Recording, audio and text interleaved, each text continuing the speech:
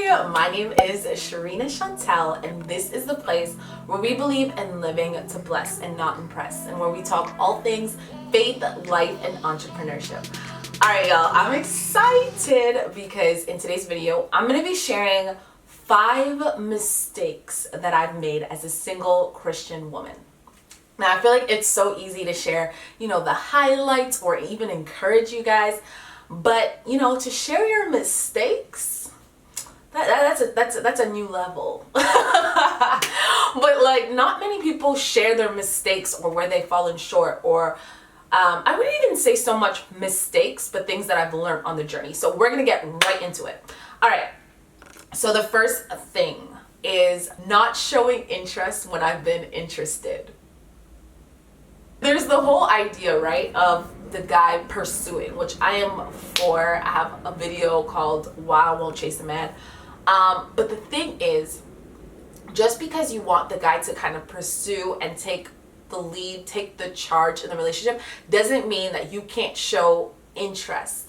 Men are not mind readers. Some guys might be interested, but they're not going to do anything unless they know that it's reciprocated, So I've learned with this one, I've learned that if I'm interested in someone to, make sure that I'm showing that with eye contact, smiling, engaging in conversation, flirt a little bit.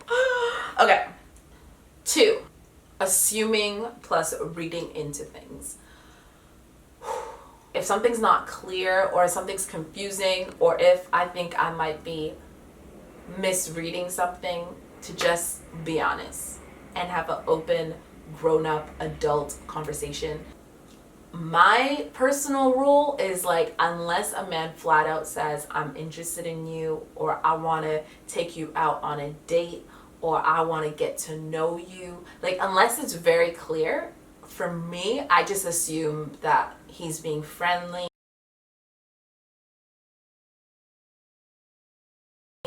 But also it's just being open and honest that if that's something you want, don't act like it's not. And I think for me, because I enjoy my life, because I love the woman that I'm becoming, because I'm not one that's going to complain about being single, sometimes I can give off the vibe that I don't want a man, or that I'm good without a man, which I mean, technically I am, but I think it's also being vulnerable and being honest that's something that you want and that you desire, and letting other people know that as well. Mistake number 3 would be listening to voices that I should not have. Now, I do believe in accountability and having, your people, because sometimes, especially with like relationships and stuff, you can enter in the infatuation stage, and that you have blind spots. So your people, your friends, they're not emotionally invested in, your dating scenario, so they can just give you the 411, they can give it to you straight. However, I've made the mistake of listening to voices that I should not have. So one scenario, I won't give too many details because I don't want the person figuring it out over there. Okay, so one example is, so there's this guy that I was very much, interested in, intrigued by, had great chemistry with. And once we were at an event together and we were talking, laughing, it was great. Then we were still getting to know each other. Then he walked away, and this other girl came up, and long story short, she was like, oh my gosh, I feel like you two would be so cute together. I see how you interact together. I think you guys would be amazing, but I'm so annoyed. I already spoke to him, and he says he sees you like a sister. Bruh. Okay, so she told me that, and I was like, I kept it cool, but inside I was like, huh! Anyway, and but the thing is, she told me that. A, did I ask her to speak to him? No. B, do I know her that well? No. C, can I really trust what it is that she said? No. You think that mattered? Absolutely not. As soon as I heard that he saw me as a sister, my wall kind of went up, and then I just put him in the friend zone, and I was kind of like, cool, sweet. And then I just, even though there was like little things that happened, I just filtered them through what she said. I was like, no, Shrina, don't read into that. He sees you as a sister. And it was like I was taking her word as law rather than like our interactions and what was happening. So that's an example of like how some input that someone tells you can mess things up.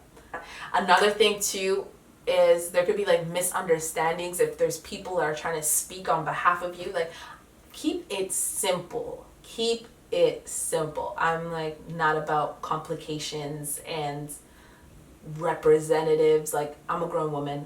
I can talk to you myself. You can talk to me yourself. That sort of thing, you know?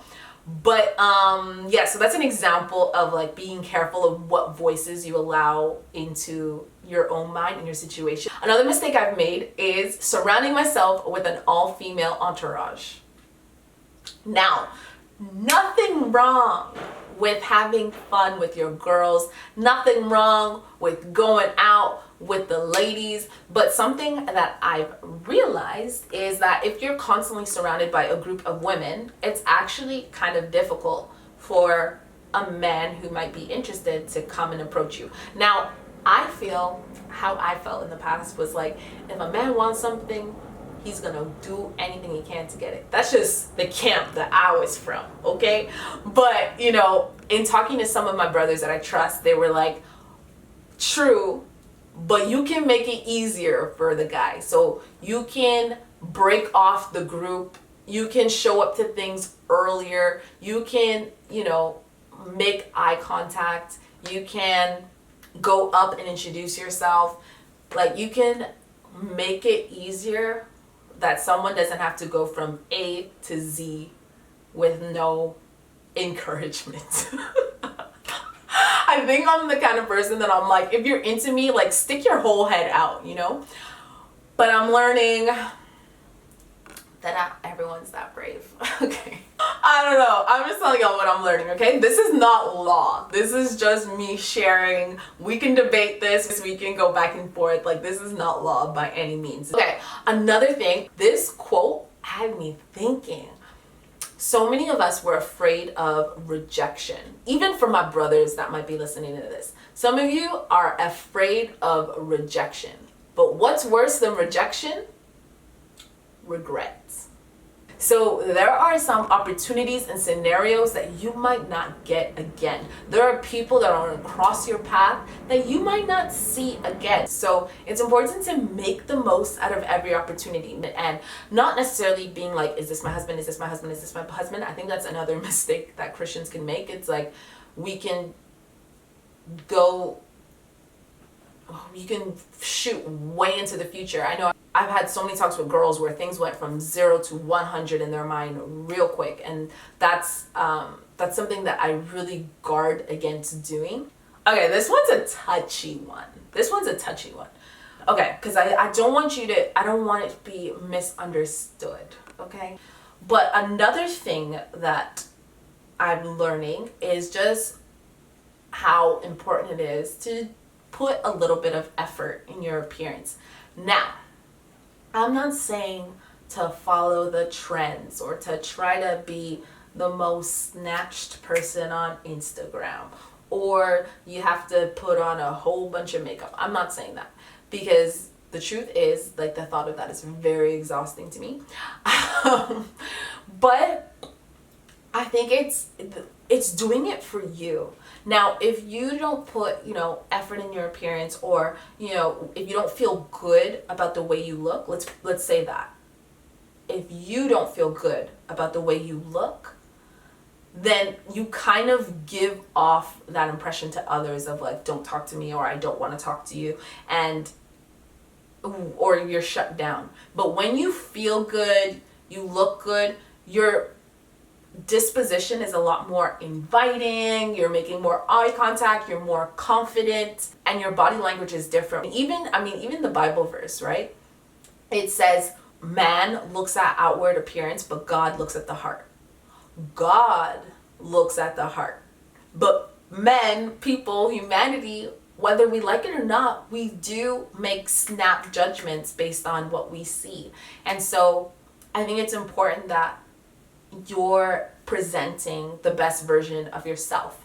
And that's not to say that you have to feel like you're on all the time kind of thing. But I think sometimes there's comments that are made that can make us shrink back. I know for me, that's been the case. Sometimes, I'll spruce things up a little bit and I'll get comments like, who are you trying to look good for? Or like, where are you going? And sometimes I could, subconsciously you're like, okay, Sharina, tone it down, Whereas I've decided I'm going to cancel that. I'm doing it for me. This is what I like. And I'm doing it for me. And who's gonna like it is gonna like it, And so don't feel like you need to have permission. Don't feel like, dressing up and getting cute are for the wives and the girlfriends. Like, you are a beautiful woman. You are God's creation. You are one of a kind. And so dress up if you want to dress up. If you feel cute, casual, do your thing. Just whatever it is that will bring the most confident version of yourself. Mind you, we already know it's an inside out job, but it's inside and out. So it's working on the inside, but also presenting the best version of yourself on the outside. All right, guys, I hope that encouraged you. Can't wait to hear your comments, which mistake or tips resonated with you, things that you've learned in your own single journey. And if you want to be in the loop for all videos concerning faith, life, and entrepreneurship, be sure to subscribe, and I'll see you in the next video. Mwah. And if you got a cousin, a cute uncle, I'm just kidding. I'm just kidding.